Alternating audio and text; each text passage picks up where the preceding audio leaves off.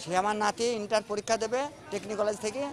হ্যাঁ, সে বাড়ি থেকে বেরিয়ে এসেছিলো, আসার পর তো আর আমরা শুনছি কিনা বাড়ি থেকে বলে যে অ্যাক্সিডেন্ট করেছে।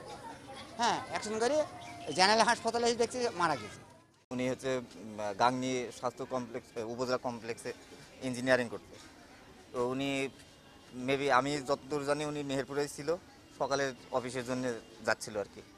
তো যাওয়ার পথে উনি তো 47+ ওনার বয়স, উনি খুব আসতেই যাচ্ছিল, সরাসরি আরেকটা মোটরসাইকেল এসে মানে মুখোমুখি সংঘর্ষে উনি মানে একদম স্পট ডেড।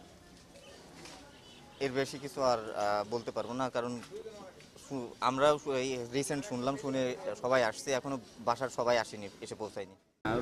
যখন দুইটা মানুষ এখানে আসে অ্যাক্সিডেন্ট করে, ওরা হচ্ছে আমাদের হাসপাতালের ইমার্জেন্সি ওটি রুমে আমরা নিয়ে যাওয়ার পরে আমরা দেখি যে রোগীর সিভিয়ার হেড ইনজুরি, মাথার যে বোনসটা থাকে, বোনসটা হচ্ছে আপনার ভিতরের দিকে ঢুকে গেছে এবং নাক, কান এবং মুখ দিয়ে অনর্গল রক্ত আসতেছে এবং শরীরের বিভিন্ন জায়গা থেকে প্রচুর পরিমাণে ব্লিডিং হচ্ছে এবং অনেক সুইলিং পাওয়া গেছে সেখানে।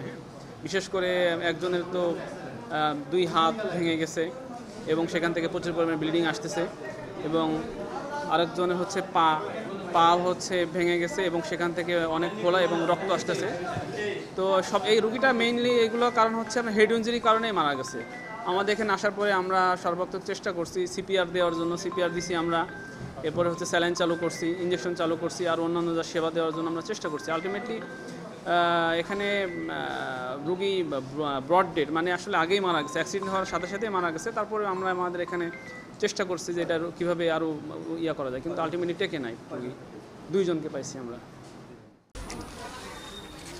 মেহেরপুর সদর থানাধীন দিঘির ফার্ম নামক স্থানে অনুমান 10টার দিকে মুখোমুখি 2টো মোটরসাইকেল সংঘর্ষ হয়।